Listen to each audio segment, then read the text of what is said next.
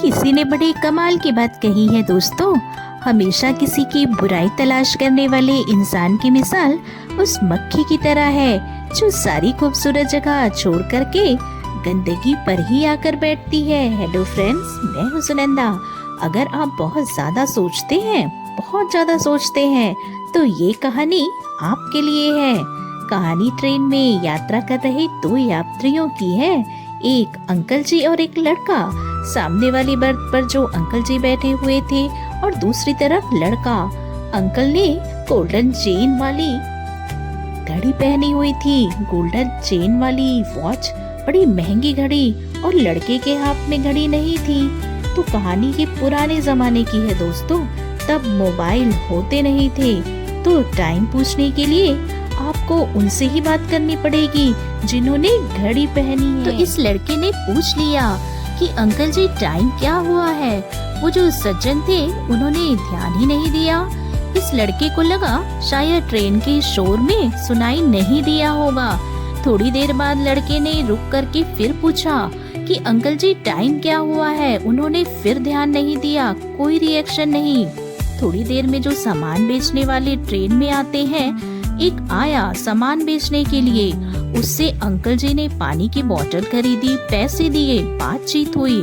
तो लड़के को समझ में आ गया कि सुन तो रहे हैं लेकिन ध्यान नहीं दे रहे हैं। तो जैसे ही वो पानी की बोतल बेचने वाले भाई साहब निकले, उसके बाद लड़के ने फिर से कहा कि अंकल जी आपको सुनाई तो दे रहा है, मैं आपसे सिर्फ यह पूछ रहा हूँ कि टाइम क्या हुआ है।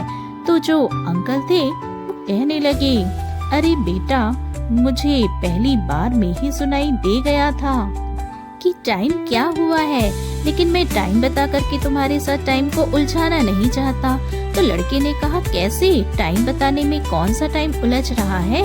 तो वो अंकल जो थे कहने लगते हैं, बेटा मैं तुम्हें टाइम बताऊंगा, फिर जब तुम टाइम मुझसे पूछोगे दो बात और करोगे कि अंकल आप क्या करते हैं, कहाँ रहते हैं। फिर मैं बताऊंगा कि मैं दिल्ली रहता हूँ। फिर तुम कहोगे अंकल जी मैं भी दिल्ली रहता हूँ। फिर तुमसे जो है बातचीत करना रोकूंगा और तभी तुम मुझसे सवाल कर लोगे कि अंकल जी दिल्ली में कहाँ रहते हो, और फिर मुझे बताना पड़ेगा कि मैं फलाने एरिया में रहता हूँ। और फिर तुम भी बोलोगे कि अंकल जी मैं भी तो वहीं रहता हूँ, और बातचीत ऐसे ही बढ़ती चली जाएगी।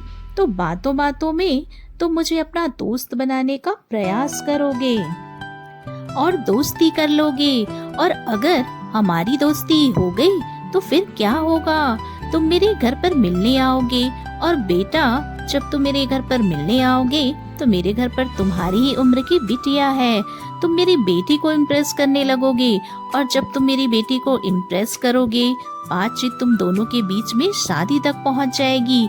फिर वो आएगी मेरे पास कि पापा इस लड़के से शादी करा दो, और मैं बेटा अभी साफ कर देता हूँ कि मैं शादी नहीं कराऊंगा, क्योंकि मैं ऐसे लड़के से अपनी लड़की की शादी नहीं करा सकता जिसके पास में घड़ी पहनने के लिए और घड़ी खरीदने के भी पैसे नहीं हैं। उसके साथ कैसे अपनी बेटी की शादी करा दूं, तो सोचना भी मत। वो लड़का हंसने लगा और कहने लगा, अंकल जी इतना तो मैंने सोचा ही नहीं, मैं तो आपसे सिर्फ टाइम पूछ रहा था, क्योंकि मेरा स्टेशन कितनी देर में आएगा ये मुझे समझ में आ जाता है।